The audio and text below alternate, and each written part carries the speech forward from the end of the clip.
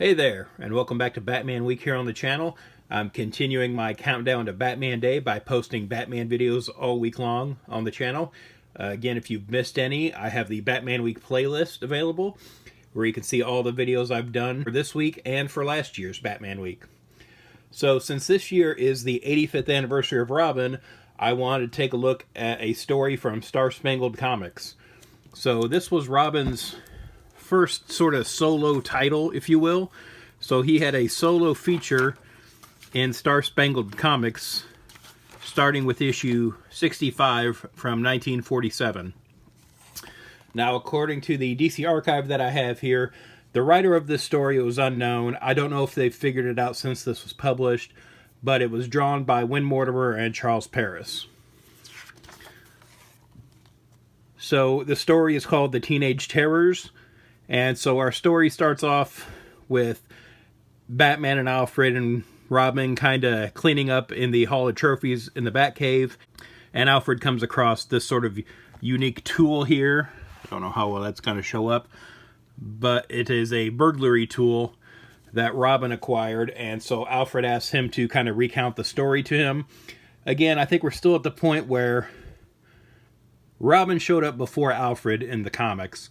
And so they had adventures before Alfred showed up. We kind of assume now, due to retcons of the origin and things like that, that Alfred has been there since the beginning, but he wasn't, and, you know, we're still in the original continuity here. So Robin recounts the story to Alfred, and it starts off with Dick Grayson's going down the street, and he runs across a group of kids breaking into a store and stealing furs. So Robin kind of breaks them up, and it's not explicitly shown here, but it is sort of implied that one of the kids gets the drop on Robin here by hitting him with a blackjack. So for a second there, it looks like Robin's out, but he's able to sort of recuperate and take down the kids. And so the last kid, Robin kind of confronts, saying, "Am I going to have trouble with you too?" And the kid says, "No, I may not have much sense, but I'm not crazy." When Robin brings the kids to the police station, they're told that they're all going back to Boyville Reform School. So Robin wants to take a look at the Reform School and see how it is. And they give him sort of like the sanitized tour of the place. And Robin even knows during the course of this tour that he's not getting the real truth. And he finds this guy down by the basement telling Robin to stay away from there. And Robin sees the tool that we saw previously in the Batcave here. Robin then goes to Commissioner Gordon, saying he needs to go inside Boyville Reform School and kind of get to the bottom of this. So they send Robin to the Reform School under the criminal identity of Dynamite Denny. So here the kids start picking a fight with him. Robin is able to defend himself, though, tells the kid to call him Sir, and then sort of makes friends with everybody. So this kid, Eddie, who was the last one that Robin apprehended previously at the fur robbery, kind of befriends him. Then the guy Robin saw down by the furnace room earlier says, "Hey, you're a pretty tough kid. Come down to the furnace room at midnight and keep quiet about it." So it turns out this guy is running sort of a criminal school for the boys in the basement of the reform school and is teaching them how to become like cat burglars and that kind of thing. And here we see the tool is a burglar kit. Robin sort of excels in the curriculum here, and so the guy Joe Beasley kind of sends him and Eddie, the kid that has befriended Robin, on their first heist. And this isn't the last time that Robin will be involved in sort of a crime school for kids. I know this happened again in the 80s. I feel like it's happened a few other times.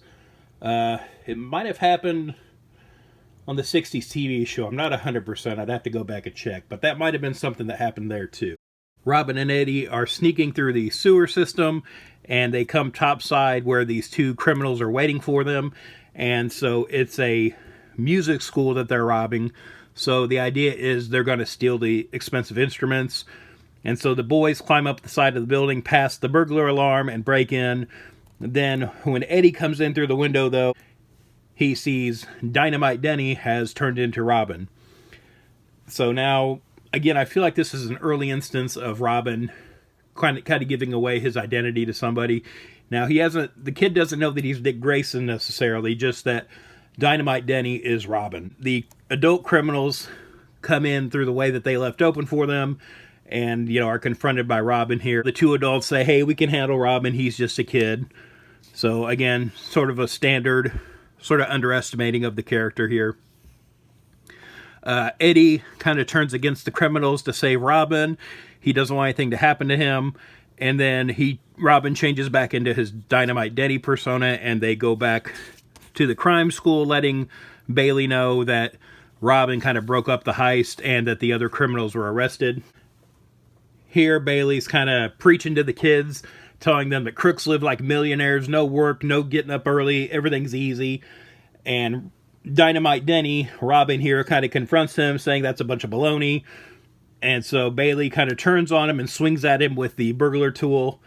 But Robin is able to lay him out here. And just when it looks like Robin's kind of saved the day, Bailey turns a gun on him. Again, a grown man turning a gun on a child. But Robin uses the burglar tool to cut a rope that drops this lighting rig onto Bailey to subdue him. Robin kind of gives this inspirational speech to the boys to hopefully get them to turn their life around. And then Alfred asks, well, what became of the boys? And it turns out Eddie is an engineer now. He was paroled for helping Robin. And the other kids have kind of turned their lives around here. What's interesting here, at the end, we have Robin and Alfred looking off panel, talking to Batman. But we really just see his shadow here on the wall. Now, we do see Batman at the beginning of the story, so it feels like they were trying to keep this a Robin solo story by not having Batman throughout the story. And again, here we only see his shadow. We don't actually see him. He's just in the one panel previously. So again, I feel like that is sort of them kind of letting the reader know, hey, this is a Robin story. This isn't Batman's tale here. So, if you want Robin stories, this is where you go. That's the first story here. Again, he continued in Star-Spangled Comics for a few years. So I'm pretty sure there are only the two archive editions of this that DC did years ago now. I don't think these have been reprinted anywhere else. And this isn't complete either. This isn't all of the stories of Robin in Star-Spangled Comics. So hopefully they give these a proper reprint sometime. I feel like one omnibus edition would probably take care of everything. Because again, they're not full-length stories. This first one was only 10 pages.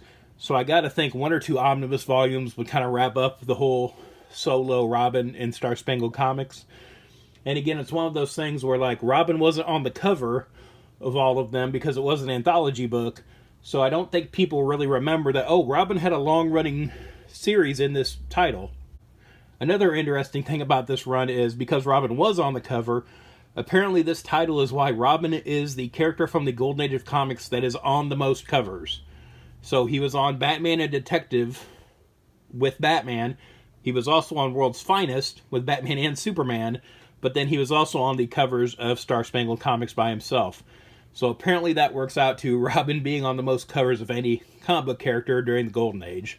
Something else that I feel like is kind of significant for comic book history and would hopefully lead to a complete collection someday of these stories. So that's it for Robin's first solo story, but of course it wouldn't be the last. He's had a few different series, again with other characters who have taken up the identity of Robin, but this is the first time he had his own solo feature in a series. Do you have any favorite Robin stories? Let me know in the comments below, and if you haven't already, be sure to subscribe to come back all week long for Batman Week videos here on the channel leading up to Batman Day.